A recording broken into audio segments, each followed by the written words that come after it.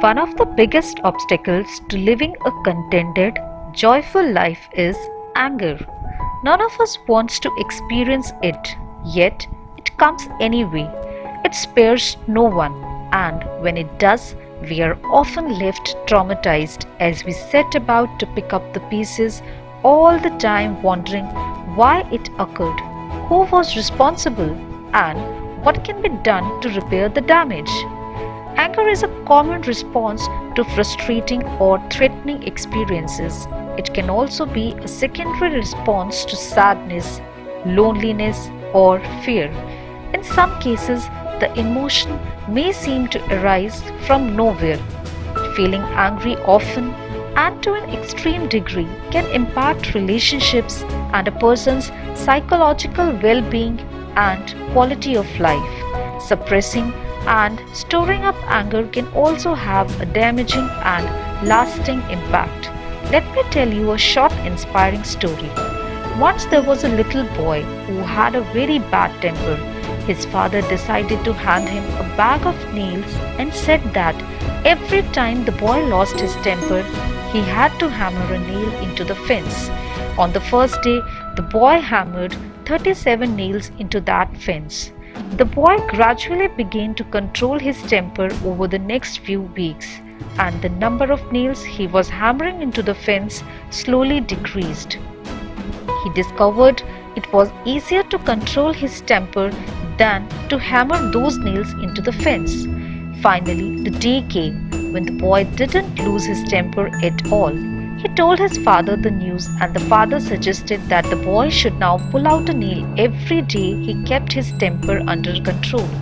The days passed, and the young boy was finally able to tell his father that all the nails were gone. The father took his son by the hand and led him to the fence. "You have done well, my son, but look at the holes in the fence. The fence will never be the same. When you say things in anger, they leave a scar just like this one. You can put a knife in a man and draw it out. It won't matter how many times you say I'm sorry, but wound is still there.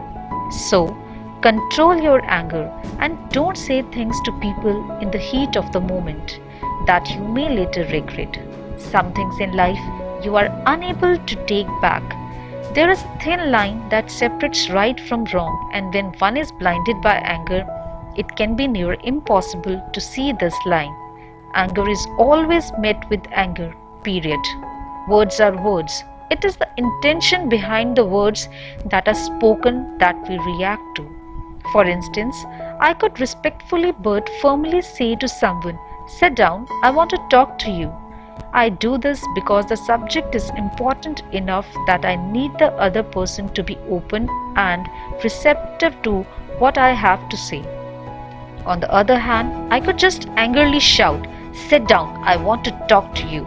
And from that point on, the fire of anger consumes everyone concerned. In the Bhagavad Gita, the danger of anger is succinctly explained. क्रोधात् भवति सम्मोह सम्मोहत स्मृति विभ्रमः स्मृति भ्रंशात् बुद्धिनाशो बुद्धिनाशात् प्रणश्यति, which means anger leads to clouding of judgment, which results in bewilderment of the memory. When the memory is bewildered, the intellect gets destroyed, and when the intellect is destroyed, one is ruined. When the intellect is clouded, we forget what is right and what is wrong, and when we do, we surrender to the surge of negative emotions. The downward descent continues from there. Since the intellect is the internal guide, when our discrimination is destroyed, so are we. Remember, anger is a strong emotion. Learning how to deal with strong emotions without losing control is part of becoming more mature.